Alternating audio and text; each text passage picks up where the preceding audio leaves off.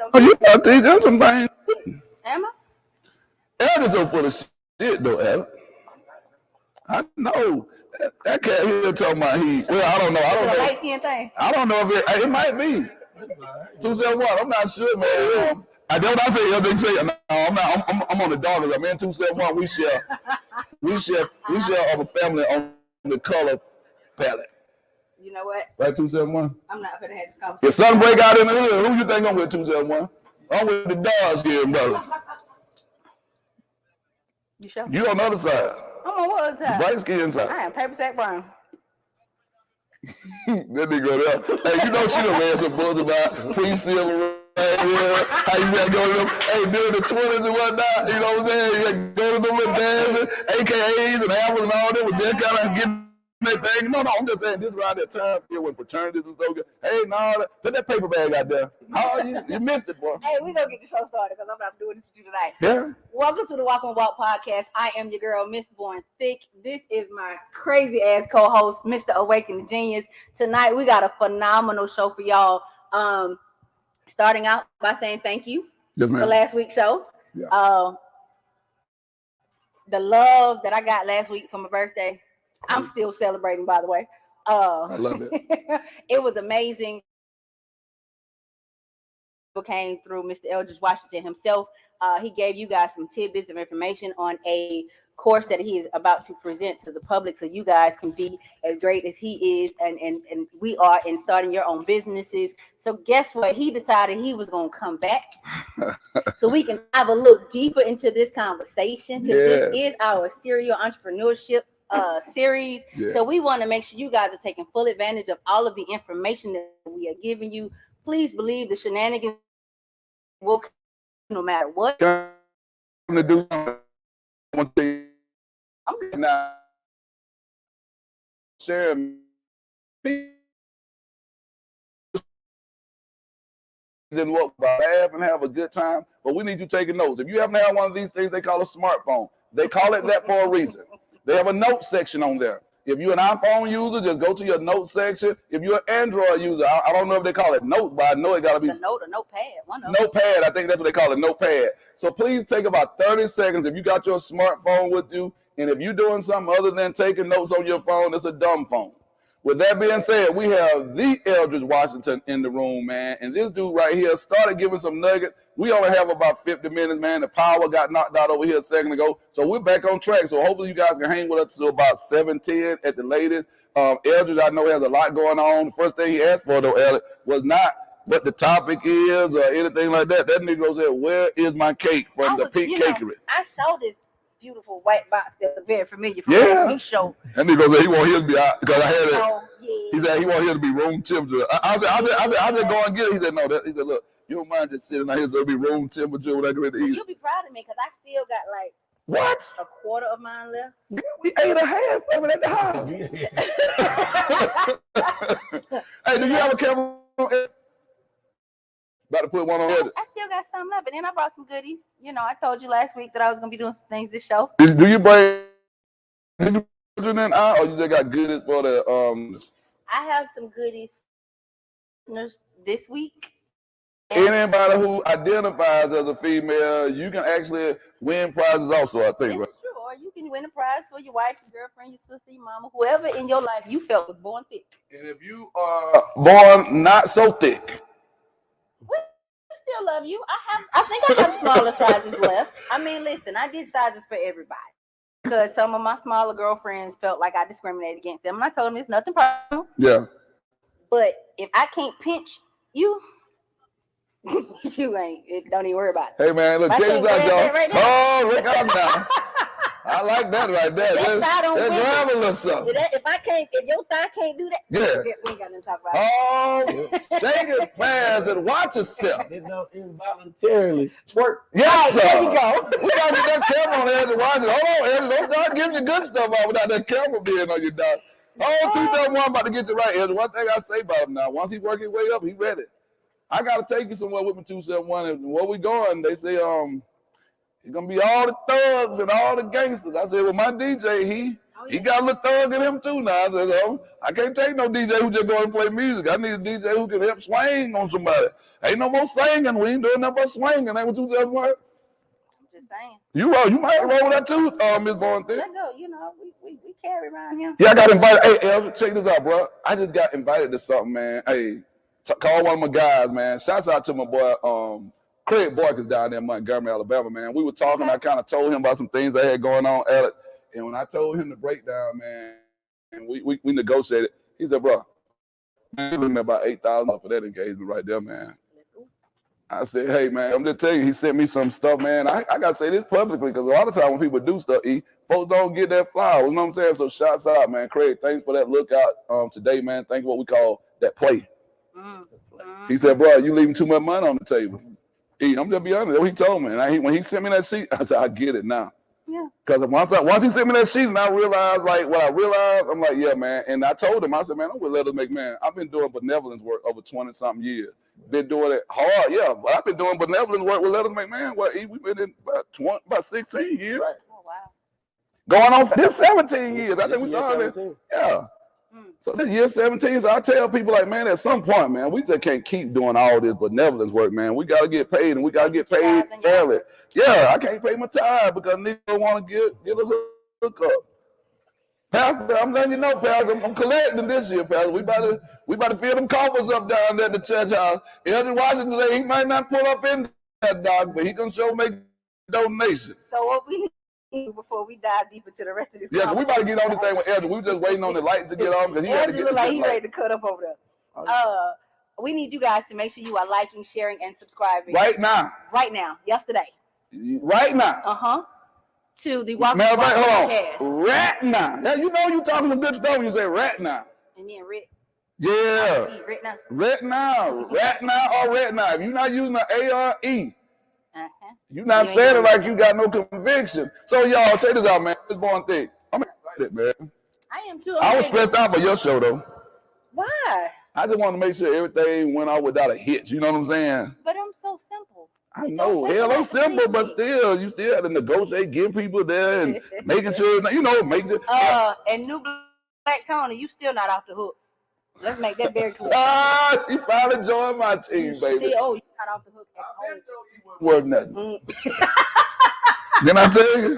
Well, I met you because of him. But he worked That's the best thing he's ever done. I'm about to call him 271. I call you Miss Boy. I'm about to call New Black 271. I'm about to jump all these lights on me. I ain't gonna do it. I'm just gonna move. 271. I apologize. I can't nobody like that Negro right there. So y'all ready to find out more about entrepreneurship, serial? Y'all got questions for us tonight, man. I don't know if 271 gonna have a TV on because there's so many lights in here now. I feel like we're in Hollywood now. We looking good at it, boy. We up in this thing. We bright. Right? Button it up. Oh, what the woman say? We don't come humming and bumming, doctor. Lending and spending. We got myself in here, ladies and gentlemen. Eldredge E. Washington. Can we just jump right on in, Miss Born Thick? I'm ready. Let's go. Is he on the screen? Yeah. Someone got cool like the last couple of weeks, huh? You know that? He a little more laid back. Yeah, I wrote the book. We'll get into that later. Let's go ahead and jump into this show.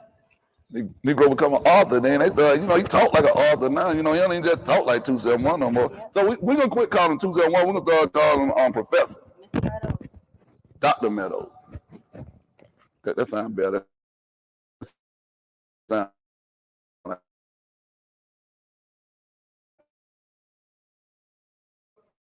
French story time.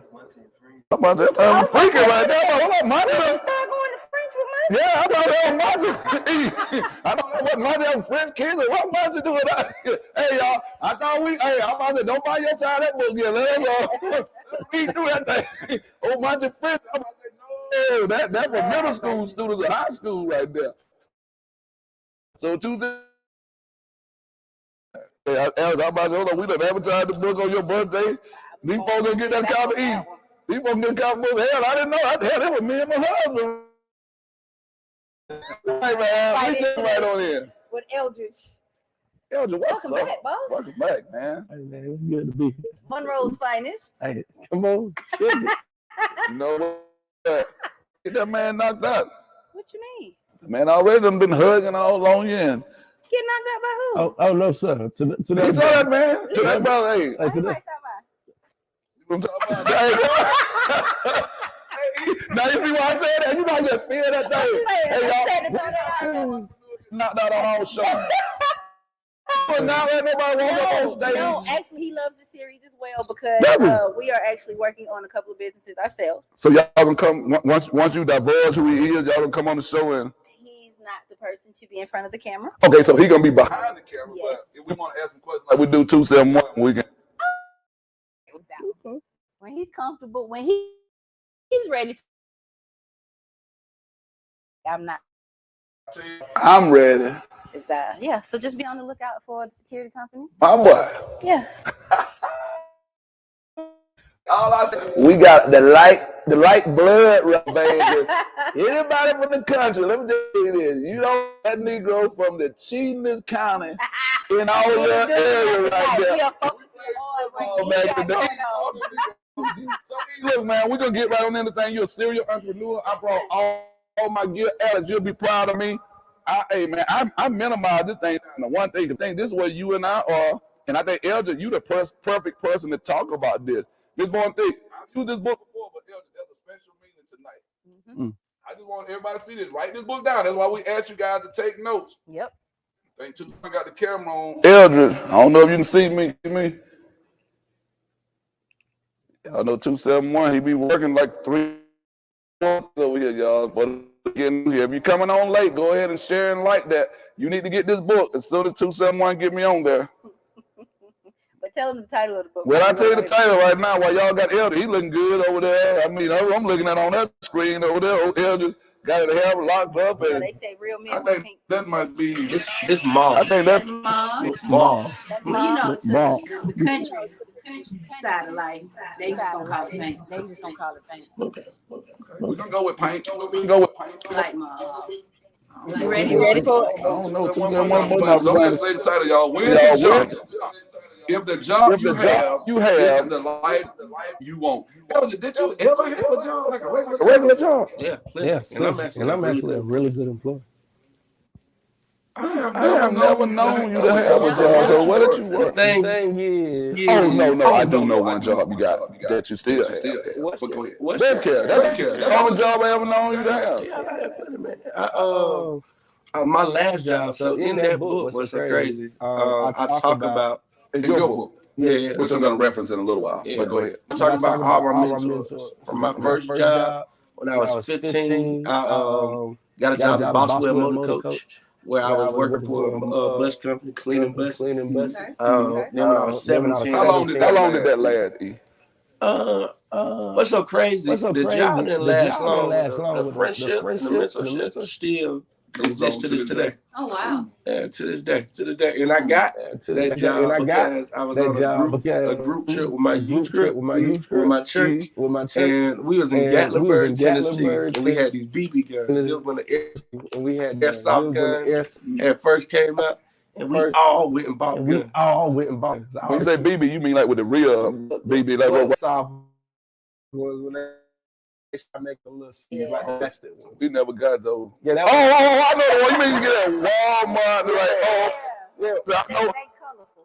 They still hurt, but I know the ones that colorful. Like they ain't like the no, we used to play like Indian with the real BB. Yeah, I remember the real BB. And they created the airsoft because folk were like hitting in the eye. So you remember that show, Alex? His daddy didn't want to buy him that Red Ryder gun, a Christmas story. That boy wanted that red. This is how I know. This is such a spoiler moment. But this is how I know the game on show. They don't even play that on. Man, they do. You gotta find the channel. That's what I'm saying. You gotta find the channel, but it only comes on like TBS. That's it. TBS. But people don't watch TBS like that no more. Oh, man, I remember back at that crazy. Let me just say, there's a bougie moment right there. When the man behind the camera. It's a Hallmark channel. We about TBS that everybody, even back in the day when you didn't have cable, you get TBS. You can at least watch. Yeah, 271. What's going on with our camera? It might have been something when the signal went out. When the what you call it, blanked out. We need to just set the thing back. So they still see us. We're gonna be all right. It's gonna click back in. We'll be all right. I just want to make sure the thing ain't going, because I just called them today. Yeah. But anyway, Eldredge, had a Red Rider marketing, man. I still remember that. And I think I was a little boy when they was that not the you can do play. When Dad lamp with the leg. Oh, yes, sir. And the mama like, I know you're not gonna put that in the window. But Daddy said, man, he was a proud dad. They just tied us into entrepreneurship. Somebody was sitting there trying to fulfill a need. They know little boys wanted guns, Alex. And they came out with that whole show. If I don't remember anything else about that show, but I never would have thought he worked like a regular job. Eldredge don't even seem like an employee. You just can't. My parents were always entrepreneurs. So definitely always saying it, but looking at my job as my investor. You know what I'm saying? When you start looking at your job as your investor and literally looking at it as a revenue stream, like, so this how I work a job. If I'm ever working a job, I don't work for them. I'm consulting with them. And my check is what they pay me. That's my consulting fee. Start looking at your job. I got still there. Hey, y'all. Hey, like this tree say, this is a world premiere right here. E, can you run that back right there? That's heavy right there. E, take your time. Anybody just getting on. Well, we get ready to show you the sound bite right there. We do like the next show. We didn't say, man, Eldredge watching. Oh, you run that back. You look at your job like what? One more time. I look at my job like a client. And this is why you got to do it this way.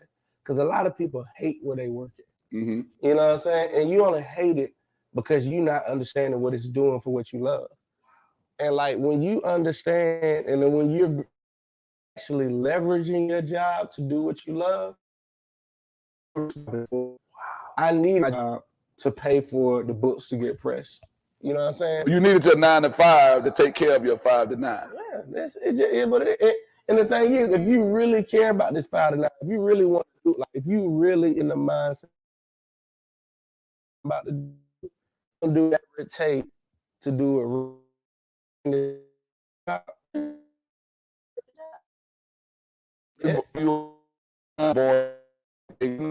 the job. I'm just saying, you know, you got to keep leveraging that job as a consultant now.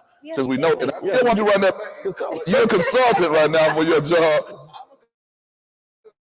Definitely consulting for your job. When I wake up Monday morning, let me go up here and do a little consulting work. You know, I got a big client that I'm working. That's why I thought that's rushing to get in here. You heard what I said when you walked in the door. I forgot you were working. I don't have that time anymore, but go ahead. Go ahead. So get it like the one day you want to every day. So give it to him verbatim what you just said. I want to get that. Look at your job. You have to look at it like, I am a consultant for this company, and this is one of my and if you begin to look at it like that, you will begin again. Once you learn exactly what you're doing for your dream, you will respect what your job is doing for you. You'll begin to respect it more. I hate it here. I don't like it, but I know when I get this check, I'm gonna at least be able to take 200 and put it towards this set of business cards, or I'm gonna be able to set 1,000 aside and or whatever. You know what I'm saying? If you're not nonprofit, get that 501c3. Like, what you gotta do, leverage that job. You know what I'm saying? Leverage that job in the moment, and you can't hate it because you just only gonna make yourself like. And I can be transparent. There were moments. I work for West Care now. Love West Care. But I got West Care job not because I didn't need it for myself. This is back when I was in my old relationship with the young lady with the daughter. I'm trying to y'all keep up with these relationships, y'all. I didn't mention y'all as an entrepreneur. There's some items that I'm going to show. And you will see all of these items that I'm just, I got the bag right here. I'm just this is the bag. This is real right here. Hey, you see that boy? I don't want to see it on the camera yet. I got all right? Yeah. So if I got I don't let anybody touch this. All this shit going on, man. In relationships, so now we back to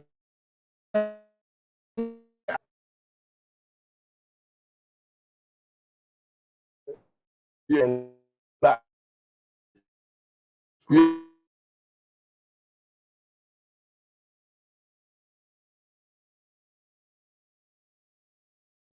Their job is guaranteed. I didn't even know I had guaranteed. Sometimes you're not doing it because you want to do it. Sometimes you're making sure that your queen and the princes and prince. Yeah, I see things other people, man. I hear empathy coming all through your conversation. Miss Monty, go ahead and hit them with one. I got some happen with these relationships, but I'm not gonna get ahead of the conversation. So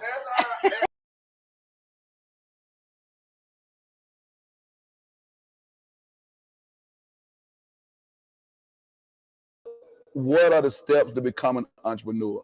Talk to us, man, about where you are. Like, you got just Eldredge Media. I'm so proud of you, man. As the big bro, as the big homie. I'm honest, man. Like, every time I see you, bro, I'm making sure I'm telling everybody this cat right here is the GOAT. And I had a chance to be with you on one of your new podcasts, which we were just able to really act the stone donkey. I might not even be able to work in the public spectrum anymore to that one. I mean, I gotta be right there too. Right? Ain't no women in there. Oh, We told you that. I'm good on the shop. Okay, not that.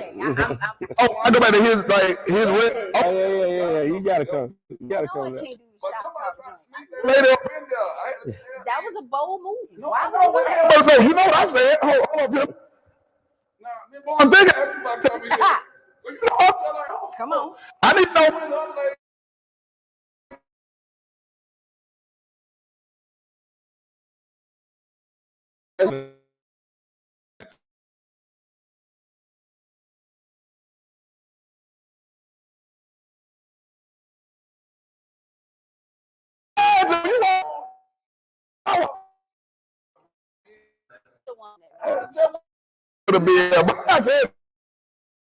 I don't know how.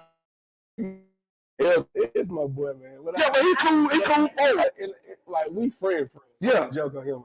Yeah. You know what I'm saying? It just looked like he was so, like, when the show got started, he didn't say last comment of the night when you do like the good of the brotherhood kind of thing. I don't know. Tell sucker. No, he probably told her that this show ain't for no woman. Hold on, what you trying to say? You embarrassed?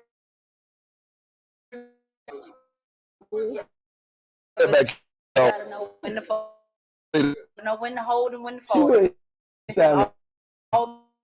Be there. Went inside in the car. Okay. But I'll tell you what, I'm telling you, I'm glad that you home, because I know anybody who's listening, there's certain things I'm not gonna say. You, my sisters, and you know my home. There's certain things I'm not gonna say with y'all. No woman, if I say something, Yeah. I'm okay.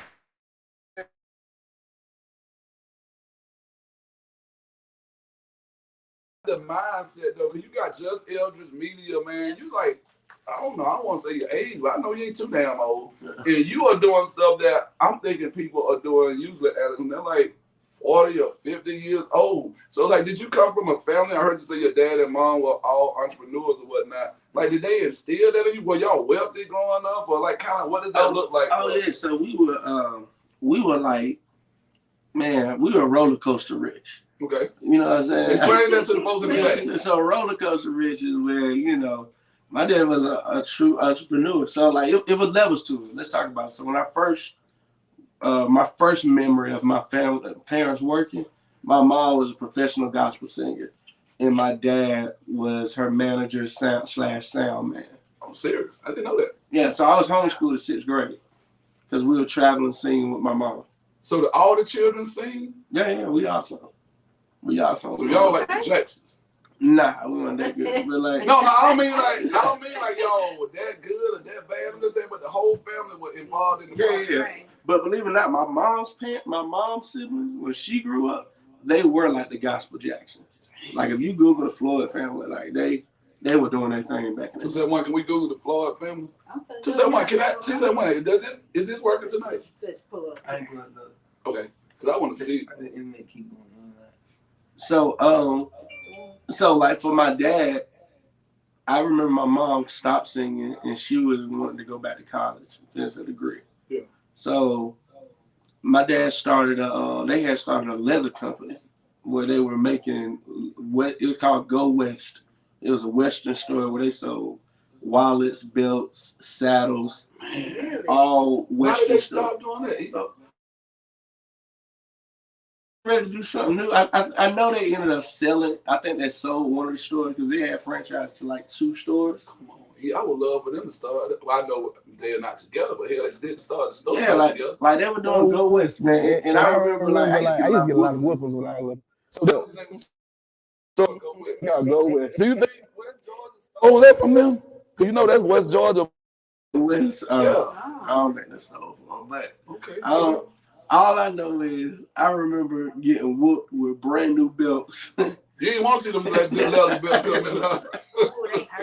And look, but look, now like what's so funny? It's a kid named Colin Nunez, my first best friend, white boy. He still has this wallet that I had made for his birthday, like because we used to be putting the letters in the Oh, well, I'm saying y'all had one with your name and stuff. Yeah, we had that. Hey, can I show you my ignorance right here? Just let you know when nigga how you were what'd you say, roller coaster rich? Right. We were hood broke. I thought the only way you got one of those bills. Hey y'all, I got an admission to make right now. 271, I need you to look this way, man. I know you're an author and everything. He's not looking like he usually do on the show. 271, I thought those damn bills came out, man. Man, I got man, a Negro in prison, man. I thought all the bills made in prison. Oh look, you're not wrong. My dad learned in prison. Okay.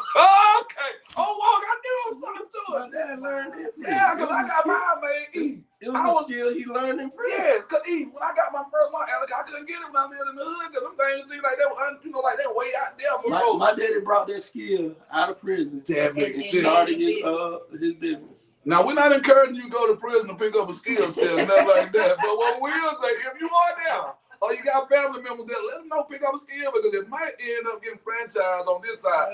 I got mine. I was working for the state of Alabama. You know how you do the summer job? Y'all remember like the summer job? They used to call them like the CEDAR program. Back in the days, then they started calling it like JTPA and all this stuff like that. I was working in Alabama, Miss Boy Dick, and I was at the state patrol there. And you know how they had like the trustees? You know, brother Hood always go, hey, come on, man. He's like, nothing. What you do for it? Like, what you trying to say, man? I said, man, what you do to make a little money? I know y'all trustees, man. They give y'all a little leeway that other folks don't have. He said, well, you know, a little something, you know, do a little this, a little that. I was like, what, man? Hell, I ain't no police. Talk to me. Just do a little work or whatnot. I said, oh, you make them belts? I got the belt right upstairs. I might have to go and get it. I still got the belt. You know I got it. He said, look, he said, when you come back down here, whatnot, I have it for you. I guess he went back to jail. He went to work that day. I came back, got everything, and that's all the belts were made. But my friend still got the wallet. I mean, and it was all crooked leather because you know I was young when I made it. Oh, you made it? Yeah, because we used to be in there just playing with stuff, like learning. Messing up good leather. Right. Literally. Wasting money. Cause of goods sold, y'all. That's where we about to go right now. So, Eldredge, let's talk about cause of goods for people who want to be entrepreneurs. Just like right now, you talking about your daddy and mother has a leather shop. You're making cricket leathers and giving leather away. Did they know you were giving that stuff away? Like, it was like after scraps. Okay. So you weren't going getting the premium. We get scraps. Okay. So then talk to us, man. So like your mom and dad, they're doing, you know, your mom and her family members, which are her siblings, they are professional singers. Your dad is a manager slash promoter, all those other things in between. So what a leather store, when I say roller coaster, Rich, you go. My dad goes to construction. So he started working in construction, and he started out working with this white guy that was just teaching him the game. He was just managing his properties. And from there, he just went and started his own business to start getting commercial work. So your dad, is all of this is LE? came out of prison? Yeah, they're all this after prison. Matter of fact, on my podcast, man, my mom tells a beautiful story about his first commercial job. His first commercial job was painting a vault for Wells Fargo Bank. Wow. And so he was using his 9 to 5 to prepare for his 5 to 9. Well, this is when he was all the way in. Oh, he's all the way in. And she was just talking about how he finessed it in a way where they didn't even run his record. Like, they liked him so much at the bank. He literally painted a vote bank with a record. And they didn't check it just because he went in there confidently, like he knew what he was talking about. Conversation rule the nation. And your presentation, right, determines the outcome in your occupation. So I had an opportunity, man. They needed to write that one down. Like, that's that gym. That's that gym. Right. Hey, I'm loving this right here. So here's a man. Make sure you following this chronologically. This man came out of jail. Like, there are a lot of our brothers and sisters who come out of jail, and you got 2 roads. They talk about that road less travel. Everybody come to that same fork in the road. Some folks gonna go this way, some folks gonna go that way. Your dad decided to go, in the right direction, and now we have Eldredge, Washington. Oh, you a junior? I am junior. If y'all got the same last name. My mom fucked him up. This boy be telling some good stories, though. I talked to him about it. I'm like, why you got your middle name? I got your first name. No, but my sons, I won't say this on camera because if folks start saying, hold on, he ain't supposed to be no junior and all that. I know what I'm saying, like, all that technical stuff, bro. If your name Eldredge Washington, I'm going to start calling you junior. Nah, junior is the same as that name. It's the 2. Let me tell you this right here, big boy. I just try to tell the man, you look at my son's birth certificate. He's KJ. His name Keenan Walker Jr. And we'll talk about that on camera. You know what I'm saying? This is not the podcast in the barbershop. So I want to go into what happened with you after all of this happened. Like, at what age did you finally decide? Saw what was going on. Right. Oh yeah. So I can get right into it. Great question. So again, my dad started construction. Just what I meant by roller coaster, like, construction. You doing good in the summer. Yeah. Like, so I don't see my daddy buy a Hummer. Seen my mama scrap up change to pay the light bill. You know what I'm saying? I don't see the highs and the lows. So it's seasonal and cyclical. Right. I don't see it. You know what I'm saying? I don't see it like, I don't have, because we do got the same name, I don't deposited commercial construction checks to me in the bank. Eagle, you and I had a conversation, man. Let's keep it $1. Eagle, how much you took? I don't deposit at $200. Like, I like man, tell boy, my Elizabeth to come to see you. And my name Eldredge, so the girl thinking in my money. Come on, she bought. I'm getting dates off my desk. I know. You using the E? How old were you, E? Nah, this is literally 17, 18. You know what I'm saying? Oh, they thought you was stuck. 18. Hey, they tell me all they pay. This dude, 18-year-old, come here dropping $200,000. It was a dude at the bank because I used to go in. It was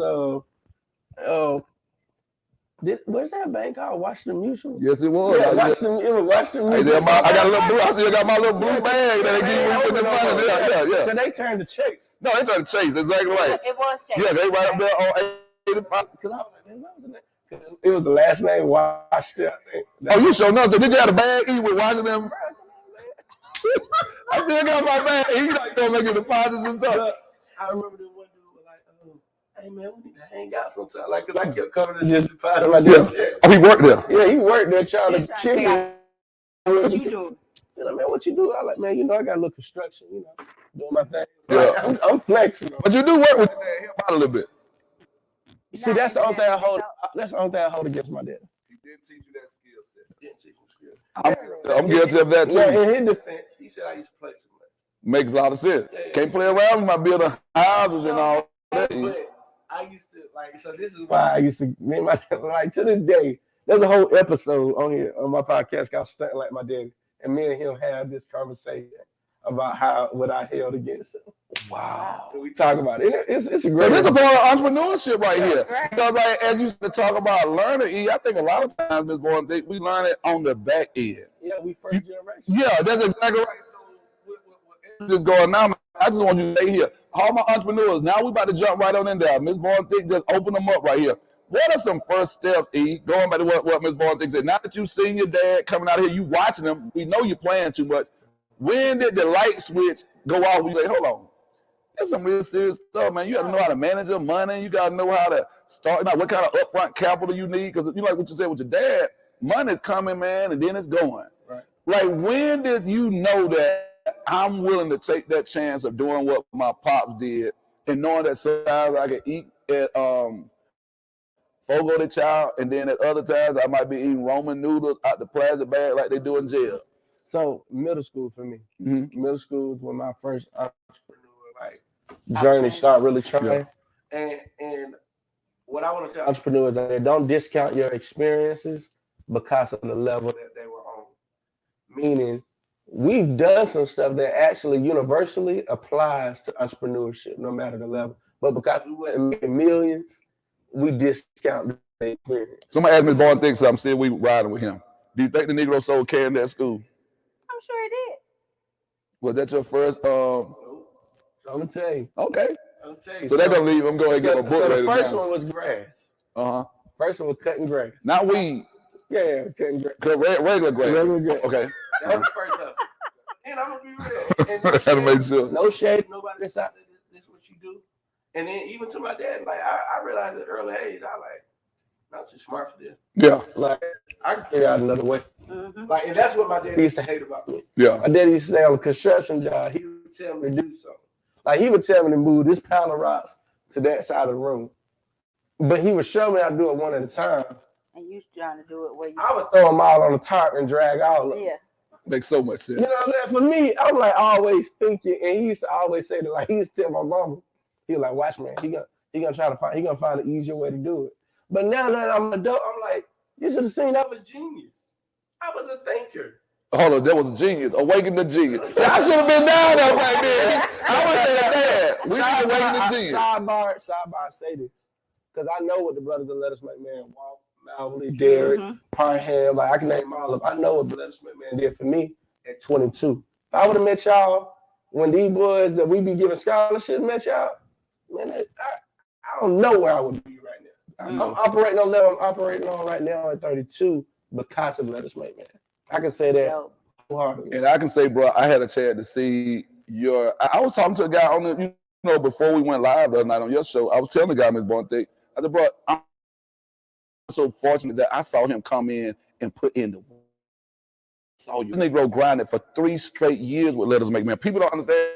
You hold your bracelets. These bracelets that we got on, man, you earned these. These bracelets were originally just for founders. And then we got to the point where brother was just grinding like Eldredge and Bob Tunja, who folks from North Clay, North Cambone, and like some other people. These guys are workers, man. You don't get into Let Us Make Man unless you're a worker. Right. You know what I mean? And when I say Eldredge Washington, this is why I love your entrepreneurial spirit. People see him on the outside right now, and they just think stuff is just given to you. This dude literally, if you don't mind me sharing, this dude literally came in and Let Us Make Man. I saw him every Wednesday night for 3 years. Go and get the food, go and get the ice, set up extra chairs, drive to every university that he presented at. Make sure that he, got Bozeman to where he needed to be. Make sure that he did his fundraising. Make sure that, and the list just goes on and on and on. And Negroes be calling us up now like, hey, bro, I want to holler at you about that Let Us Make Man thing. Like give them that invitation. No, somebody got to invite you in because when you come and sit in Bozeman's house, man, that's a sacred space for us. So when I think about Eldredge, there's nothing I won't do for you, man, as an entrepreneur. I'm serious about this because I'm a founder of Let Us Make Man. You are. And the work you put in, bro, I see some of the founders. I'm being honest, and I'm saying this for the first time ever publicly. This dude, he deserves what he's getting. So for all the others out there who's listening to Eldredge right now, I've seen the sacrifice he makes as an entrepreneur. I've seen his roller coaster. Roller coaster rich. Roller coaster rich, man. Roller coaster rich. So Ms. Bonte, let's take him back. So we got Eldredge here. We see he used to play around, and his nickname is Man. In case y'all caught that, he just got to let that out. Look, cutting grass too. Yeah, cutting grass was the first hustle. Okay. And applying that experience to real life entrepreneurship, right? I realized it just was a wrong industry for me in the sense of I couldn't get enough jobs. I couldn't get enough yards. Like the money that I was charging for yards, I couldn't pay people to help me for me to make the money I want. That's profit margin. That's learning profit margin, right? You can't discount that. I learned that when I was in middle school. So my next hustle was, you know, and young people don't have no appreciation for this no more. I was the bootleg CD man. With writing names up there. See, diversifying your like standing out your product. I learned this in middle school because everybody was burning CDs. Yeah. But what I was doing, I had got a little computer mic, and I was putting messages on the beginning of my CDs. Like I was like that DJ drummer style, but I was doing it for my target audience, my school. So I would dedicate the hot song that was to a shorty like Chris Brown. Yeah. I would dedicate it to a girl in the school. If it was some boys that was in school, like the clip, Lacey Street Boy, that's Lacey Street, that street. And it's a song by Pastor Trent, I'm dedicating it to them. So people buying the CD for $5 because they trying to hear that song. Who getting shouted out. They trying to see who won that thing. So you were like the new version of DJ Edward J. Have you heard of Edward J? I ain't know. Oh man, he's having bass. You know, they just make them. I ain't heard that name in forever. Hey, I'm just calling it like it is. So you became your generation. So because I wasn't trying to like, because this is, and then also the next lesson I learned, like people can undercut you, right? Yeah. So it's a white boy that came in. Come on now. White boy came in. This is how I'm selling my CD for $5. He's just doing what he's been taught. That generation, you know how we talk about generation, like you first generation. Yeah. He already seen it. Look at the model, study the model. So what the white boy do? My thing was I'm playing all the songs that I like. Yes. And I make sure it's the hottest song. Yeah. If it was on 106 and Park, it was hot. You know what I'm saying? I'm putting on all those songs and everything else on there. So what the white boy come in and do? He says he gonna make custom CDs. Oh. Give you the songs you want. He niching down deeper than you niche down. Bruh. And he only charged $1. So he did the Walmart model. Bro, he did the Walmart. Look, I'm like, bro, you know Walmart makes a lot of money. They gotta sell a lot more products. I'm like, hey, put in a whole lot more work. I'm like, hey, man. Oh, I want to hear this new model. So whatever. That's what you think. Did he have somebody working for him, or his daddy had a machine that he could duplicate it? I guess he had a duplication machine. He had to. Because he was making custom CDs. I remember, fat white boy, I can't even remember. I think his name like Matt or something like. Big Matt. Shouts out to Big Matt. Big Matt. This white boy put me out of business because you can't compete with that. But did Sam Walton do the same thing to people? To a lot of small business. That's right. So going to what we think, that's what Alex was asking, that's what school do to us. School makes us think that we're gonna work hard like your dad. Move that block over there and move. Yeah. And then somebody sitting there watching and watch this though. The model you talking about, all y'all entrepreneurs out there, I need y'all to follow what he's saying. You already were talking about scaling, but nobody in school was telling you that's what you wanted to do. So if you go to school and they just got you doing a whole lot of computation, going to the board, telling you what steps you missed, but another kid is going to a school where they're teaching him problem solving. Right. They're patting him on the back and rewarding him for the questions that you're asking. At this school over here, they're saying, hold on. Now, Alex, look, we're not even talking about that right there. No. You saying, but when will I ever use this right here? Because I'm trying to scale my little CD bill. The Big Mac about to take me out. See, then if they had taught right at that moment, variables and solving for X, you would have known what Mac was doing. Because that's what Mac did to you. And entrepreneurship wasn't even hot back then all the way. And it's not really hot in our community now. Even though fewer people doing it. Now it's commercial now. It wasn't even commercial. Like, entrepreneurship then was underground rap. Yes. You know what I'm saying? If you were doing it, you were just a fan. Like, it wasn't no, like, because I remember, and I fast forward to the adult life stuff. Okay. Like, when I started. Can I hold the book up so we can get ready to go to adult lifestyle? Yeah, because that's where I'm going. Okay. So I knew he was going here. He was going big. So, E, before you go here, man, are we on right now? Later. I've been looking at the screen trying to know since 2001. I Googled the whole Floyd family. That's what I was looking at. It's up. Yep. 2001, that plug might not be working over there tonight. Nah, I didn't plug it up because the internet keep going. Oh, so that's what you told me said that. So that's what, okay, I got it now. Now I won't ask that question. I didn't realize what you were saying. So, Eldredge Washington, man, this book right here, I remember when I bought this book, bro. I remember we were over at Atlanta Tech. That's what the Arthur Langford Junior Team Leadership Institute. Man, rest in power to both of our big brother, Eldredge and I, man, Mike Langford, who he was working with, and for over at West Care, man. Every time I think about that dude, one of the greatest to ever do it. I remember Eldredge, me inviting you out, and you, can I read this? Yeah, you said this book was wrote to show people the power of building relationships. I believe that our relationship is proof that everything I wrote is true. Thank you for all of your continued support. Eldredge, Washington. P.S. You will definitely be in the next one. Hey, man, this dude got a vision, man. Relationships. I always tell people relationships are the cornerstone of any progressive business, any progressive school, any progressive podcast like all of us are doing, any progressive authors and DJs, 271. Ms. Bondick, first of all, let me just say thank you, man. You made, I read the book. You made. It made, I know this one was written from a male perspective, for males or whatnot. But I think the next book might be you resurrecting this thing and doing it for females and whatnot. So tell us how this book actually leads into what you're about to say. And who were you dating? Were you dating anybody when this came out? I know, well, you're not calling names. No, it's important. It's important. Like, okay. You know, like, because this relationship right here changed my life. When I wrote that book, I was dating Mr. Griffin's daughter. Okay. And Mr. Griffin is the one that introduced me to Malvin. Are you serious? Yeah. Mr. Griffin, matter of fact, he came to the podcast. That older guy that was behind me when you recorded the podcast, that older dark-skinned gentleman, that was her dad. We still got a relationship. Wow. To this day. That's dope. To this day. Like, real men, y'all see what goes on. You don't have to get caught up in your little daughter stuff and start cutting people loose. That man still serves as a jegna right now. For those who don't know, a jegna is like what the conscious community calls what y'all relate to as a mentor.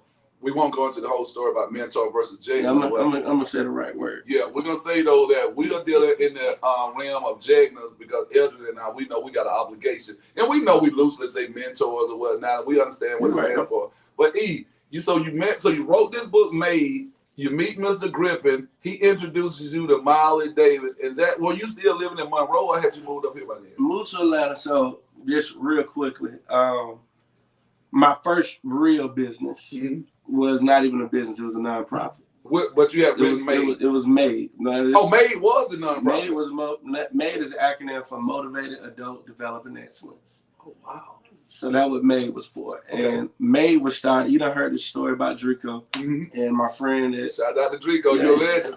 I was just talking to him today. So like, so it was just my thing to make sure I help young people and myself always reach my fullest potential. So to those that's out there, one big turning point for me, I went to Athens Christian School. You were a private school kid. Yeah, I went to private school. Roller Coaster Rich now. But you're the first black kid I know, like who I know that went to private school that I know of.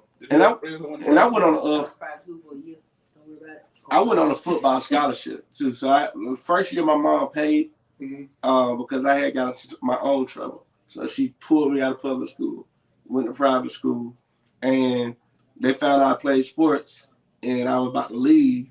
And my mom, they were like, look, let's give them a football scholarship. So is that like normal, like for them to give scholarships, like for athletes? Well, that's how Drico was. They were trying. They understood. Oh, so Drico came to private school. They started recruiting because they understood to take their private school to the next level. Yeah, they got to take this sports program. Kind of like Ant-Man, who was at Thurl or whatnot, who went #1 in the NBA draft. These folks. So when I think about that, and I want Ms. Bondick to be ready to jump in here like we double dutching right now. But it makes me think, Ms. Bondick, you know I'm always gonna hit that cultural piece, E. It just makes me almost sick to the stomach. But it's entrepreneurship at its best. You know what I mean? That people get a chance to do what Big Mac did to you. They get a chance to just sit back here and watch these kids from Pee-wee all the way up to 6th grade or whenever you start going to that private school.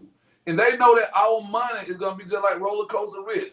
Our folks gonna get that income tax return or whatnot. We're gonna be roller coaster rich for like one time a year. But after that, that's how I think our kids stop thinking about their own entrepreneurial endeavors and start thinking, if I go to this school, whether it be college, I go to the big D1 school. See, right there, you're already on the plantation and don't even know it. Right. You know, my likeness or whatnot. I hear so many people say, I don't think they should pay college students. That's that poverty mindset. So you want the slave owners, grandchildren to continue to get rich off of these black boys' likeness, their name, and so on and so forth. So with that, you at private school and anti-private school. So now, and I know because I'm with you. So so you write Made. You come to Atlanta after that, or you in Atlanta when you wrote Made? I started because of private school. I didn't think I was smart enough to go to college. That's the only reason I didn't go. Wow. First of all, my whole entire academic career, I never had a black male teacher. I've only had one black teacher. So wait, you went from working with Dad on the construction site to him probably overthinking the simplest thing that he asked you to do, to getting in this private school setting, thinking that you didn't have it to go to college. No, I didn't think I had. That's almost oxymoron. When That's you with why your dad, that's why yeah, I I'm like, asked no, that, when you asked that, that's it was like, wait, you knew back then, you felt like, okay, if I'm overthinking this, or if I'm making this. No, that what I'm easier. saying, that was a hindsight thought. Oh, that's a hindsight. Okay. Like hindsight, I'm like, man, I used to always look for the. I always been a critical thinker, you know. But nobody ever taught you that your critical thinking though would actually add value to other people's lives. Bless my mama soul, you know what I'm saying. She used to homeschool us, and my sisters them were just got it better than I did. Like I ain't gonna lie, I started cheating. At homeschool or at the private? At homeschool and private school. I cheated all throughout school just because. And my mama know this story, so I said. I remember one time I came to my mama for I said I was really gonna do my homework. Yeah. I came to her for help. I'm asking you for help. This me voluntarily doing my schoolwork, asking for help. She got so frustrated with me, you know. So I get triggered whenever I hear somebody like, "You got 5 apples." Yeah. Like I get triggered. That was my mama. Yeah. And I got a whooping. Because she said I wasn't paying attention. And I said from that moment, I said, I'll never ask my mom for help again. So with that, Alex, we got to jump right in here and start hitting. Let we got to get We get into the front. I have a question, because when I first met Eve, it was, I think, 2016. You came over to Best Academy with Jay Bailey. It's 2016, 2017. Dang, that's crazy. Yeah. So I met him at school. They would come over and work with some of our boys. Yeah. And then I think he came over. We crossed paths maybe 2 or 3 times. Then I didn't see E anymore. Then I saw you on something else. Then we crossed paths again. Then I started seeing the stuff on social media. Never knew you knew him. Crazy. All this time. Never knew you knew him. Crazy. So then I started seeing Just Eldredge podcast. Yeah. Then we run into each other at Delta. And I actually came on with training through his sister and with his sister and his aunt. That's crazy. Right. And then when you came in the training room when they messing with everybody, I was like, I know him. And it kind of went from there. So my question to you is, when you started working with our boys back then, when I started seeing you with Jay, was May already? May was here, and I'll go straight to it. May was a nonprofit I started, and I didn't go to college, but I read almost every book I could find on nonprofit. I attended all of the free workshops and conferences you can go to. So this is what we need y'all taking notes. He read everything he could read on nonprofit, went to all of the seminars. So that means you invested time and you invested money. Because I'm judging myself for my graduating class. I graduated high school in 2008. I had to 2012 to prove that not going to college was a good idea. Now this is when, if you didn't go to college, you was an immediate bum. In 2008, we didn't start getting, like, Mark Zuckerberg didn't come out and say he dropped out of Harvard and became a millionaire until like 2011. You know what I'm saying? Like, so, starting to be around 2012 to 2013, where all these big tech companies start saying college ain't the way, because white folks start saying it, so we started believing. Gave her permission and now say it not the way. So I just remember the whole way I was doubting myself because I didn't go to school. But I was in some of the biggest rooms. Like I was organized, May was doing his thing, but I wasn't making money. And I didn't understand how to make, so I wrote the book out of frustration. Because, you know, the nonprofit is rules. The nonprofit, if you make $1 million, you don't have $1 million. The nonprofit have $1 million. You got to have a salary. It was just too many rules. I couldn't, you know, I need a simple math. If I sell $1 million books at $1, you got I got $1 million minus my expenses. And you know you got to pay expenses and taxes, but other than that, it's coming out that million. I understood that. Yeah, so what I did, I wrote that book. So I was a nonprofit executive that wrote a book. I was a nonprofit executive who on a part-time was a motivational speaker, author. That's where the book came, because I needed my product. I was in front of students. So you were already doing like multiple streams of income before you even knew the language and so on and so forth. Didn't know what it was. Wow. So don't discount your experiences just because they were on a smaller level. So I started speaking, because everybody wanted to be a part of the organization because the organization was hot. Yeah. We would get in. It was a leadership development mentoring program where we were pulling college students to mentor high school and middle school students, and we said we provided mentors that were young enough to connect but old enough to respect. That was our tagline. I like that. So young enough to connect, old enough to respect. So, E, how does this springboard you from nonprofit, you learning to become a leader, you training young people to be a leader? What we brought you here for is entrepreneurship. How does this nonprofit prepare you to jump into your full-time for-profit entrepreneur, like ship? So I realized a couple things in my nonprofit. I didn't have the right team. You know what I'm saying? I was doing a lot of stuff alone. I got burnt out. Entrepreneurs we will do that. We will get burnt out. I heard you talk about that on your podcast today. Yeah, and then to me to go to the next level, the cost for me to go to the next level, it's just wasn't something I had. So I did MAID from 2008 when I thought of it when I was in high school to the first time I put MAID down was August 15, 2015. And that was the day that me and Antoine had a conversation about Spendify. Wow. And I remember having this conversation and I was like, because I respected Antoine, because Antoine was a great brander. He understood business and he was hungry like me. In case anybody want to know, I don't know, we up. Pain. Are we up on this camera right here? Can you show that on your camera? So this right here, I ain't gonna get him no public. So this right here was our first magazine cover. I mean, we got a lot of press out of here, and I went here because it was a for-profit business. Tech was hot at the time. Tech was the thing that was moving everybody. And as an entrepreneur, we got to understand the word pivot. You know what I'm saying? And this was my first major pivot. It was when I left the nonprofit world and I pivoted to the business world, specifically the tech industry. So was fintech out, man? Like really big? Like it was like, so tech was big, but black tech was emerging. Okay. You know what I'm saying? So what did y'all like? So now you hit this. I remember, man. I was crunk. You see, I got my magazine. You signed that thing with that silver marker or whatnot. Mine, you see, is in mint condition, so don't fold those pages too hard. Mine is in mint condition. I want everybody to know that. So it's crazy, man. Like I don't even have this. This right here with so this and the other relationship house. So look. Y'all, we told y'all to pay attention to these. Yeah. So like starting a team. So like when I started Spendify was a digital platform that helps you find Black-owned businesses in your community, and we leveraged what was hot at the time. Tech was growing and it was hot.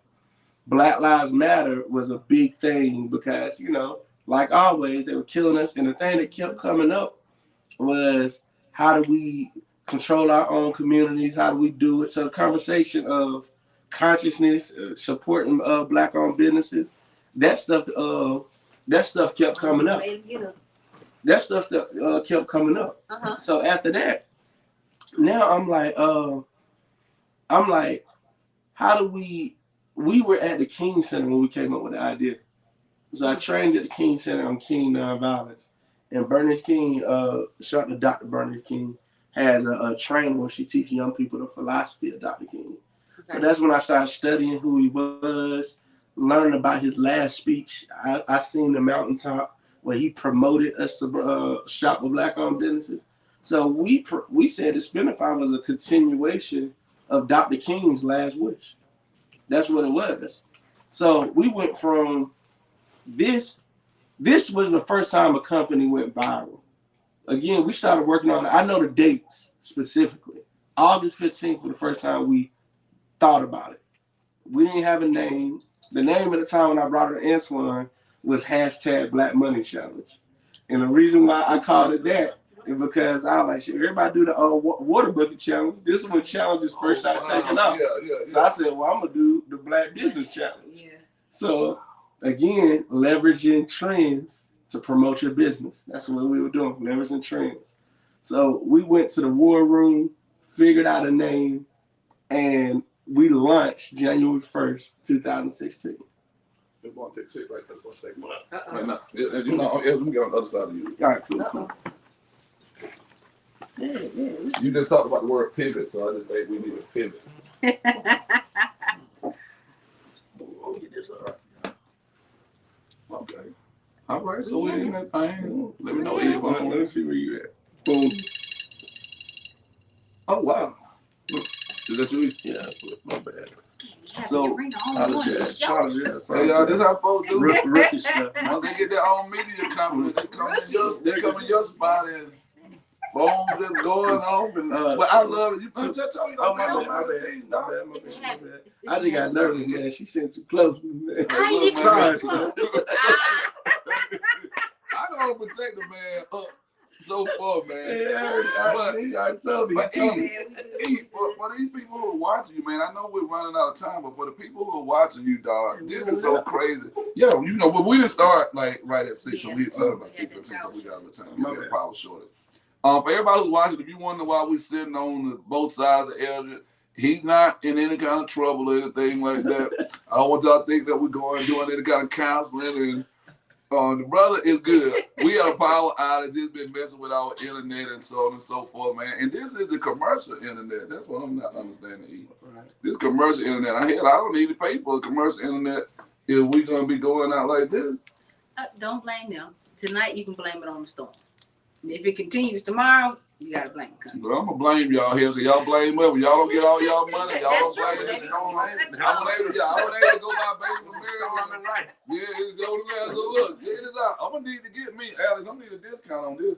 Oh, yeah. Just off top. When you paying commercial, I ain't talking about when the tax season hit and all that stuff, and I can write it off. I'm talking about like right now because we just had to come over. We got one of the biggest guests that we've had on the show. And the damn internet is acting the fool. So, Eldredge, man, let's kind of go rapid fire right here. I want to go rapid fire right here. Sorry for taking so long. No. Is it any way we can just get you to come back, man, one more again, like they said back in the day? And the reason I'm saying this is because I think the story is more important because, like I always tell people always talk about quantitative data versus qualitative data. And quantitative data is like people always see Eldredge. That out of 100 black boys, Eldredge was able to get 50 of them to go off to school or to do this and that.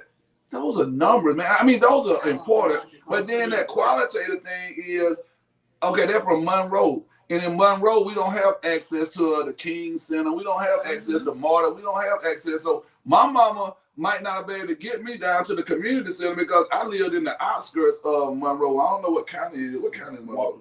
Walton County.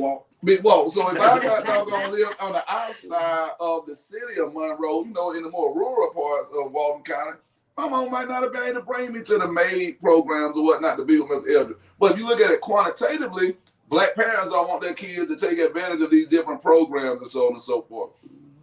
Just so happen, you were one of the young men there who had a vision that is going to tie into what we're talking about today. So here's where my rapid fire gets started.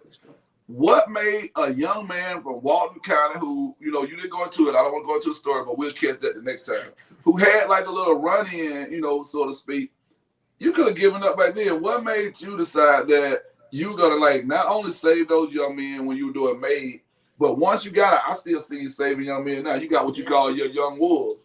And I see you still grooming them to become entrepreneurs. So for all these people who are our age, your age, and older, if you could give them 3 steps right now, E, and we're gonna it's all about you right now. Talk to these people, let them know, man, what they need to do if they're really serious about becoming entrepreneurs, starting right here today with whatever amount of money they got in their pocket or whatever amount of money they can borrow. Because I think a lot of times people get lost in this going through. They say, well, once I get my money right, you know, I'm going to go ahead. Hell, if you keep waiting to get your money right, you can keep having these life storms that we're dealing with right now. So what would you tell them now, E? 3 things that they could doggone do starting right now. I don't mean y'all can do this next week. No, starting tonight. Yes, that they can do to get their entrepreneurial endeavor started. So I'm going to say them, but I'm also going to dive a little deep in them. So number 1, create your plan. And that sounds like cliche, but this is what I mean by that. It's multiple plans you got to create. Obviously, the business plan, we know that. But what's your exit plan? you have a job right now. Like, realistically, what do you have to do to leave your job? You know what I'm saying? Mm-hmm. And to do that, you got to reverse engineer. What's your number? What is my lively number? What do I need every month to live? I need, what's my rent? What's my car? What's my lights? My insurance? Whatever that number is, what is that number? Multiply that by 12. That's your yearly number that you need, right? And then if you want to live a little bit outside of your means, right? If you want to add those, add what you. I mean, add everything that you want. What do you want to save every month? What's your miscellaneous? What's your entertainment? Add all that in there. I hope y'all writing all this down, y'all. You gotta know your number, because if you don't know your numbers, you don't know if you upside down. But you know, in the hood, a lot of times it's born thick, brother. Like, hey man, I just licked for $10,000, but you got a car that costs $1,000 a month. A mortgage costs $3,000 is still a lot of money. Hell, it's still a lot of money for me right now. But that's based on me understanding where I live and how I live beneath my means. Exactly. Right. But I know cats who don't make the kind of money I make.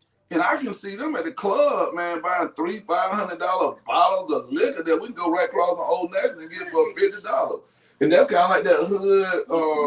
You trying to put on for the wrong people. That's exactly right. Instead of doing what Eldredge is talking about, knowing what your numbers are and saying, hey, look, check this out. I want to invest in Born Thick. You know what you got going on. Let's talk about your numbers, what you need to get started. Is that kind of like right? Like, what is your plan? Like, so boom, for me to really, for whatever this business is, for me to take care of my family, this is how much money I have to make. Gotcha. Per month. You know, for me to live the life I want. So number one, everybody who's listening, you gotta create your plan, and that plan includes knowing your numbers. I always talk about numbers because I taught entrepreneurship, and I always ask my kids, have y'all done cars? And cars, Ms. Born Thick, is cost of goods sold. Ms. Walker, we did a market day or whatnot, man. We made, such amount of money. I don't know. Don't forget now, y'all made $270. Don't forget, I gave you the $100 to get started. Right. So did y'all deduct that from it? Oh, hold on. So we gotta give that money back. That's a loan. Right. Yeah. And then they say, well, hold on. Well, we made $170. Whoa, not so fast. Don't forget, you had to pay for, like this such and such and such and such. And, some of y'all said y'all brought y'all sister up here. She gonna help y'all because y'all couldn't cook the food because you're not 18 at the school. It gotta be an 18-year-old. So how much are y'all paying her? See, I don't want to go into it. You get that. But people don't see those numbers. Those are the phantom numbers. So, once we get the numbers right, what do we go for number two? Number two, so in your plan, there's gonna be certain things that you're just not prepared to do. Like, your plan might be buy a food truck, right? It's cool. What I always say, there's a thought process that I have called go to the edge. I always ask myself as I went to the edge, and I'm about to go biblical here because I grew up in the church. So when I think about Moses, the book of Moses, and I just think about, I always be questioning the Bible and stuff. And the children of Israel, when they were going to the Red Sea, he split or whatever. Yeah. He knew the beach. He could see the beach at the top of the beach. You know what I'm saying? But what made him go to the edge? Oh, that's good. That'll preach that. You know what I'm saying? So many heads just now. You know what I'm saying?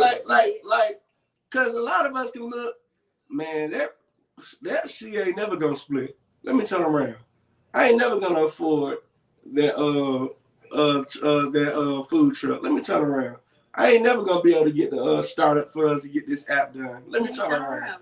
If you go to the edge, it don't cost you nothing to go to the edge. What is the edge? Let me find out. Let me research the truck I want.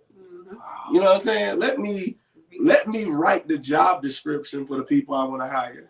You know what I'm saying? Let me go find the real estate that I want to buy. The edge costs you nothing. Go all the way to the edge. Once you do everything you can do right now, then you have to trust the higher power, whoever you call her or him, to do the rest. So is that kind of like what they mean when they say fear is false evidence appearing real? Because like you hadn't even gone to the edge yet, but you've already told yourself that I can't afford the truck. You hadn't gone to the edge yet, even before we get to how much the truck costs. Tell me if I'm wrong with my interpretation. Hell, you hadn't even decided what truck you want. You've already put the negative seed in your head. Yes, you ain't. Miss Born Thick, I might mess around and tell you like, well, this is my vision. You say, Walker, please tell me you joking. No, I'm being serious. You know my granddad trying to sell the food truck right now. I mean, he got sick and But here's the thing, and this is where I choose to be transparent tonight. Go ahead. I was that person. Before we came into this situation, when I had my show with the online radio station, somebody came to me. I didn't go to them. I never thought that I would be in a position to be, you got a radio show, what? What you see in me for me to be on somebody's radio? Right. He was like, no, you got You do. But if you don't see that, if that seed has not been planted in your head, see, the one problem that people have is they look for validation from other people. That can stop so much, even in starting your own businesses, because you're going to talk to the people in your circle, quote unquote, to say, hey, this is my idea. Because they don't want to see you sometimes do good. They'll tell you, nah, that ain't you, or don't do it, or whatever. And then before you know, you look up 6 months later, they might have taken your idea and ran with it. Right. You see what I'm saying? They're going to you try. You see, I'm just in So it's one of those things where if certain things were not put in your head already, you're gonna think about it, you're gonna want to do it, but are you actually gonna execute what your thoughts are? Can I just tell you, like, I'm always taking notes and listening to people. That's my goal. I'm just so engulfed with what she's saying right now. I was on a business call last night. I'm like you. I invest. So anything I'm telling you guys, this. I'm always on calls. I'm always reading because I want to make sure they get everything. You checked us at old dog 30. That's exactly right. So this lady said last night, just in alignment with what you said, Miss Vanessa, man, Dr. Vanessa. Now y'all need to join her clubhouse too, man. Dr. Vanessa on Clubhouse. And she said, if you want to scale or change a company, you got to scale or change your company. So what you were dealing with is what I call the poverty mindset. And I asked this question in class. I mentioned this in class. I'm always going to my classroom. And I told the kids, if you hang around Negroes long enough, you will be able to know what class they're in. Like how you say there's levels to this. See, I got levels to it that I teach high school students that are trying to become maids. And I told them, I said, listen to the people. I'm just talking about my community. I know y'all don't do this in Atlanta. This is like we always do. I know this doesn't apply to Atlanta. Or sorry, if you on the outskirts of Atlanta, whatnot. But I said this right here. Think about this. You're dealing with poor people, no pun intended. When you say, what up, Miss Boy? Hey man, die like 4 flat tires. What up, E? But trying to keep my head above water. What up, Walt? Hey man, one for bad luck, I wouldn't have no luck at all. That's a poverty mindset. So Alex, when you're thinking about being on the radio, and you say that to me, boy, who from our neighborhood else been on the radio or whatnot? So now we go to the middle class. What's up, Miss Boy? Boy, hey, about to close on my first house. What up, E? Hey, boy, check this out, boy. Hey, ain't no credit score popping like that right there, man. I'm about to go get my first commercial vehicle. Guess my what up, Walt? Hey, man, about to hook up my boy E, man. He about to talk about this financial literacy in this class, man. Bro, charging $5,000, man, but I need this right here to go to the edge. Right. Okay, now we start talking about what all three of us are moving right now. We don't want to be just at the edge. We are okay with investing in becoming wealthy. I think I can speak for all of us on that right there. So now, what's up, Miss Bourne? Hey, man, think about this generational wealth, man. I'm going to leave for the 3 C's I got back here. What's up, E? Hey, man, teach my nephew, man, some of the things that I wish my dad would have taught me and some of the things I wish I'd have been paying attention to. So I'm telling him, son, you can't be joking around out here. Walk him sound like my daddy, man, but I understand what I'm trying to leave behind. What up, Walt? Hey, E, check this out. Just bought this doggone land down in the country, man. Get ready to go down here, man. Start showing these cats that we grew up on organic food. Yeah. See, all of this is what I'm saying in a nutshell to say this, E. This is why we want you here. You have a way, man, of making this stuff make so much sense. I call on you a lot. You know what I'm saying? Just like people might know E lean on me for some things, I lean on him equally as much for stuff. And I appreciate you coming through, man. I mean, anybody who's watching this, that's why I want to get next to him, Alex. I want y'all to just see in Alex and our face, man, like we respect this dude so much. We know he's ready to eat his cake and everything. So we've knocked off 2. Eldredge got a cake, y'all, brought to us by the Pink Cakery. Oh, yeah. Yeah. He got, I don't know how to do that box. Alex, you know how to do the box. I know how to do, no, but we ain't going to tilt the cake, though. Can he, Tuesday 1, can you see the cake? Alex going to open the box. I open the box. You see how he did it? Because if you tilt that cake, my feelings going to be hurt. Alex, you open the box, Alex? I do. Well, I'll tell you what, when we get ready to close, we're going to open the box. Once again, the Pink Cakery has, man, they have stricken. He don't know that box. Yes, so, hey, look, y'all heard me at the beginning of the show. He's ready. He told me he needed cake room temperature, take it out the refrigerator. Shouts out, man, to Nakia, man, at the Pink Cakery for always coming through for not only us on the Walking with Walt podcast, but for our esteemed guests. Oh, I'll be making an order next week, by the way. Hey, so we got 2 of them out the way, E. Can we get this third and final one until you come back the next time? Yeah, man. And this one might be the hardest. Is this progressive? Like we started out kind of easy, then we moved to the edge, and then this is the one we're gonna take a little bit more sweat equity. Well, no, I ain't gonna do that. I'm gonna say that one for. I'm gonna give you another one. Okay. I'm gonna say that one for the next time I come. Okay. And anytime you call me, you know I'm coming. I appreciate that. No, appreciate that. You ain't never I got to text feel a few like. times. Hey, did you confirm? Yeah, you ain't never Yeah. got to. And I would have been here yesterday. Yeah. I forgot I ain't even record mine. And Yeah. you seen what mine was on. So. Oh yeah, y'all was on something, man. But thank you again, man. So hey, man, just a recap. This boy thing usually keeps us on track with this, but you see, I'm modeling that. Well, I mean, we. No. I don't care about that part. Yeah. I ain't on that part right now. I want to make sure that when if you got a millionaire coming into space and somebody has other things they need to be doing at the time, this is one of those shows where, hey, we write that down. We're a little bit over an hour, but I know right now if they said that who did you say took over Jeff Bezos? Your boy Elon Musk. Mm. Elon Musk. So if somebody told you right now Elon Musk gonna be on the Walking with Walt podcast tonight, and what the hell else would you have going on that an extra 15 minutes or so would kill you? See, that's what we're talking about that mindset. And the people on this level, people on this level, and people on that level. So if you gotta go, y'all, it's just like being in college, man. Feel free to step out or make sure you come back and watch the replay and catch the last point that Eldredge is making. I hope you took copious notes before you had to step away. Please, man, make sure y'all keep following us. Ms. Bourne Thinking Out, we are very surgical about what we're trying to do with entrepreneurship. We will have Eldredge to come back here and break a record with the number of times he's going to be on the show, because I know what we want to do is make sure you're sharing with our followers, but we want to make sure we do it.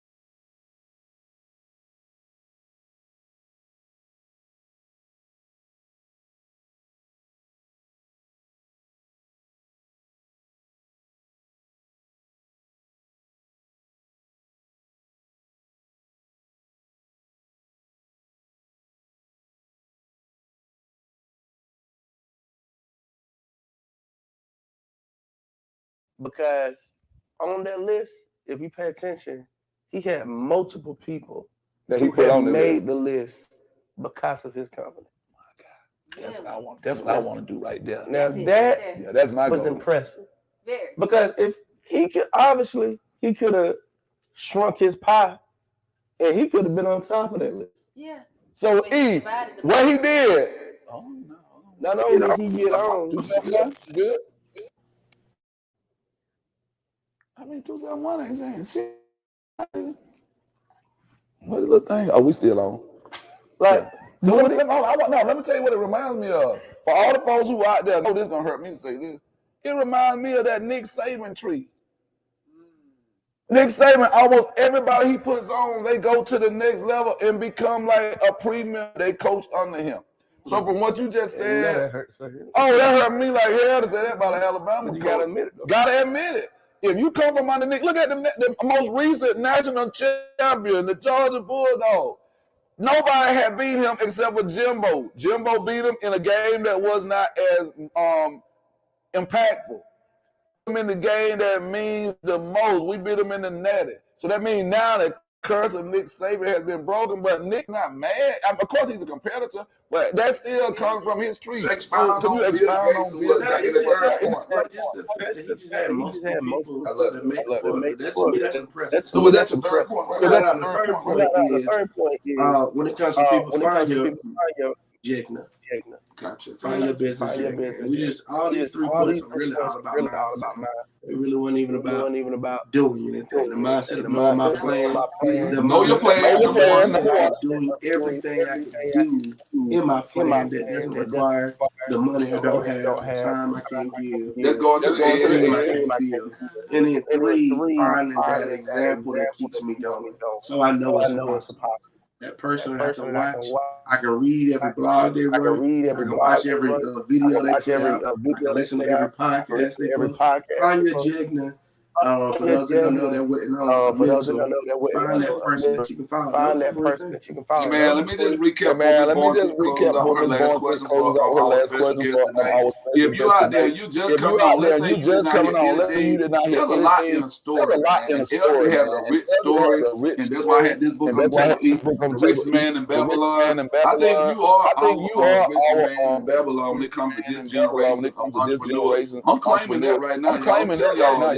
Y'all be on the lookout for be able to say that he sat on his couch with us and he gave us 3 points that are so simple. If you came in like right now, you haven't heard anything else. Number one, man, know your plan. Work your plan. Number 2, make sure you're willing to go to the edge. Don't start counting yourself out before you count yourself in. Know what it is that you need, and then just focus on those things right there. We're not even talking about presence. And then last, and certainly not least, man, find your Jegna or your mentor. Somebody who can help you to get to where you're trying to get to and cut off some years.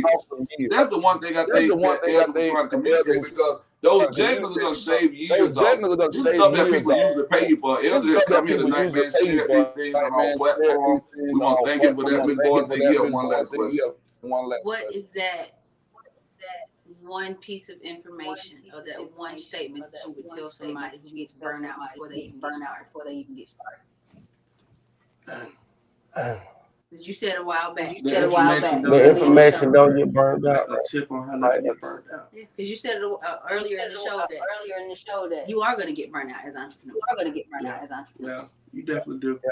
And before you answer that, think about that. Because I want to get ready to give away some prizes. You guys. I know we're. I want to make sure if you're still on the call or you date a born thick diva, if you work with a born thick diva, if you are a born thick diva yourself and you want to win these prizes, you don't even have to be doggone live on the screen. I'm biased. I always want to make sure you're still on this call. Hell, I give you Hell, I give you because you hung in there with us. So keep that in mind. Hang on for about 5 more minutes. We're going to give away some items. We can save it for next week if need be. All right, then we'll do that, man. So we go ahead and let the people know that we need them to be live. Because we're going to give away something at the 15-minute mark. We're going to do something with the 30-minute mark, the 45-minute mark, the 45-minute mark. That heart cake fight. I say that information, so I'm working on something with that. Hey, man, check this out. I think we got that coming up next week. We got Eldredge. We gave you a little time to think about it, man. Give yourself to be honest with yourself. And you got to be honest with yourself that you're tired. You got to be honest with yourself that you can't do it. You got to be honest with yourself. You don't know. You know what I'm saying? You got to create an atmosphere where be honest with yourself and be honest with your team.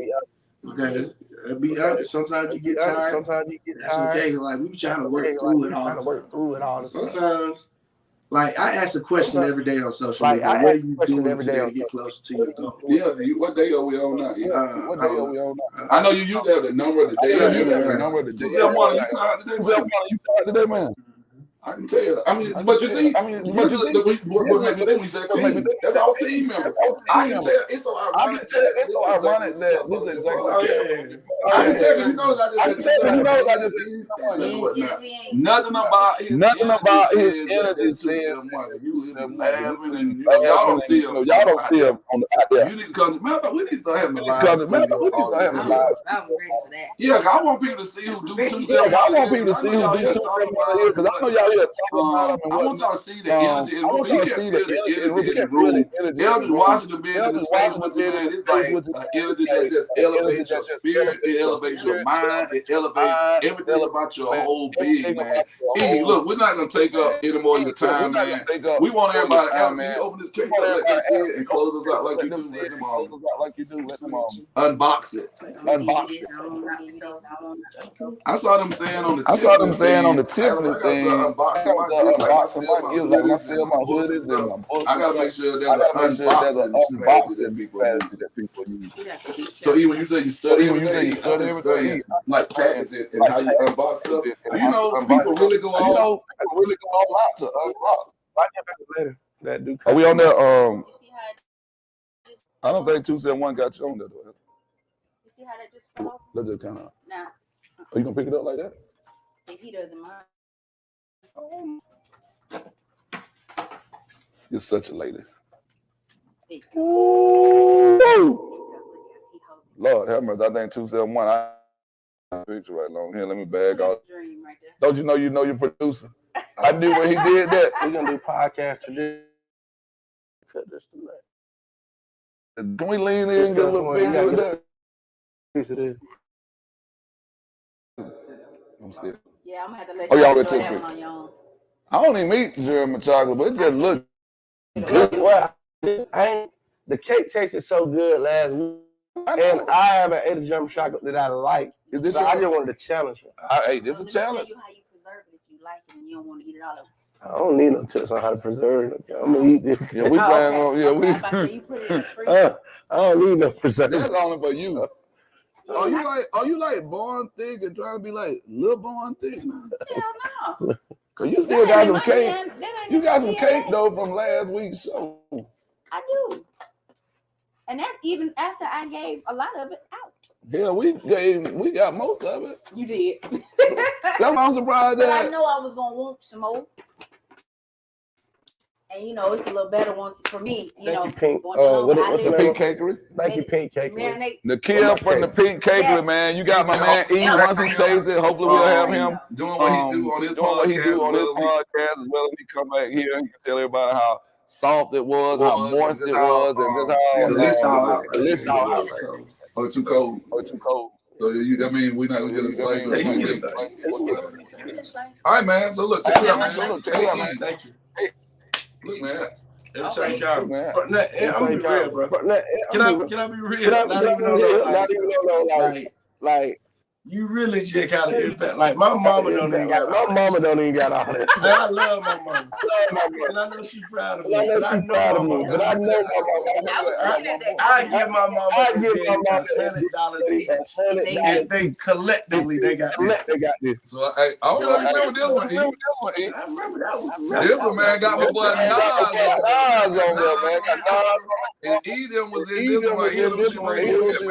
Man. I can't remember. I used to know exactly what page it was and everything. Oh, wow. So what page it was? Yeah. Don't fold my thing like you did last time. That Negro fold my page this time. These are what you call. I used to let baseball cards. You remember that even Negro collecting? Like the exit stage, right? Okay. So it was. See, this was a big deal because this was the Power 100 edition. But we didn't necessarily right there. We didn't have a Power 100 normally. We didn't have a Power 100 normally. Let me show you. Like the Power 100. The Power 100. If you look at the Power 100, like everybody got like a whole bunch of small. Yeah, man, you know what John Legend? Literally. He gave us a full spread on it. That's dope. That's dope, bro. So you see, your boy got you. So you see, I got my own bag. So let me go ahead. I'm gonna need it for the dot. My mama ain't gonna have shit. So I got it. So mama, if y'all trying to see what man, I got man covered. If they ever say I got man covered. Who got it? My brother was just talking about that, man. Man, I love this brother right here. I love this brother right here. I love you, man. If y'all want want to know how to become entrepreneurs, if y'all want to know how to become entrepreneurs, I like to say, man, that I'm a jag. I like to say, man, that I'm a big brother to him. But I also feel like, and you know, like we understand pivoting and perspective. Eldredge is also not because he's younger. He's also a jag to me. Because he's younger. You understand what I'm saying? And, you know, for the people who in the back of the room always think age, it has nothing to do with that. It has nothing to do with that. Entrepreneur in middle school, but nobody nourished that. Nobody actually gave him a blueprint that said that, hey, bro, going to college is for some people. You right now already starting to draw your blueprint for May. And man, May would probably been something that you would have done in middle school. So look, we're not going to take up any more time. It's Born Thing. Do what you do, man. Take us out. We want to thank you definitely for tuning in to another exciting episode of the Walk and Walk podcast. Thank you so much to me. You always come through when we need you to. You know, we always do what we do. You know, another great show. Guys, we want to make sure you all are catching all of the great gems that are being dropped in this serial entrepreneurship series. This is for you. This is for everybody who got that PPP money, who got that SBA grant money, or who just got your own money in other ways. You want to start your business. This is the way to do it. This is the way to really and truly gain that knowledge that you need to make sure your business is taking off in the right direction. Make sure you're following us on the Walk and Walk podcast on every platform, YouTube, Facebook, Instagram. And I want to say because one of our followers said to me, y'all got to push because we did not know, man. The guy behind the camera, he actually has those things. So when the person I said, no, I didn't know y'all had. I didn't know y'all had. So please go and subscribe to our YouTube page at Walking with Walk Podcast. Subscribe, hit like, do all that, and share it. Exactly right. So make sure you follow us on Instagram, definitely subscribe to our YouTube channel. You can follow me, Miss Born Thick, on Instagram at ms.bornthik. Please don't add C, or by my my government name. Government name. Yes. Gotta give it. On Facebook at Alexandria Robinson. You can definitely find. Hey man, you can find me out here. Man, you can find about in these streets, man. About in these streets. I let your boy man out here in Facebook streets at my government name. K-E-E-N-E Walker. That's on Facebook in the more academic, intellectual community. Find me on the same doggone name. You want to get me out here, man? These Instagram where a lot of my doggone scholars who love the Delta following me. We have Mr. Awakening Genius. And if you want to dive a little deeper to platform that doesn't give me much love, but I know that following me. You can also follow me at Mr. Awakening Genius on Twitter. Last and certainly not least, man. Please make sure you get and Mr. Awakening Genius, the number 5. Mr. Awakening Genius on TikTok. Learn how to work this thing right here. I'll be getting it pretty soon, man. Give me the last word. Follow me at just Eldredge, JUSTELDREDGE. As we said, where I'm from. Love y'all. With these, y'all. And most important, I can't wait to see y'all next week. Look, until next Wednesday, man. This is your boy, Mr. Awakening. Where can we find the book? You can't close the show out without plugging the book. Muncie. Yes. French Muncie. Readwithmancy.com. Make sure you follow. Can I show it like this? Where is it? You know I gotta leave the couch at all times. I gotta leave. I'm gonna show it on the I'm always gonna find a reason to get off the couch. Hey man, y'all make sure y'all support. Support. 12. I'm gonna get two. Hey, y'all support doggone DJ 271, aka Meadow, aka French Muncie. Out here in these streets, man. Eldredge Washington just bought 2 books right here. So that means now when you come out with your main book, we got about 2 books when you come through here. And if we all just support each other. Y'all cat man out here. He's doing this thing, man. Everybody follow us, man. Make sure that we got the coupon code. What we say it's gonna be Walking with Walk, right? Walking with Walk, y'all. y'all. I'm gonna give you a 10% discount. I think that I is think off that of is the cost of the book, man. We need you, like you, like we'll see y'all out here, man. These streets, man. Make sure y'all follow us. And we'll see you next week, man. Wednesday, 6 o'clock p.m. Me and my crazy ass co-host, Miss Boy Thick, man. Y'all be easy. We did off camera. All right, Tuesday, one kid, Mike.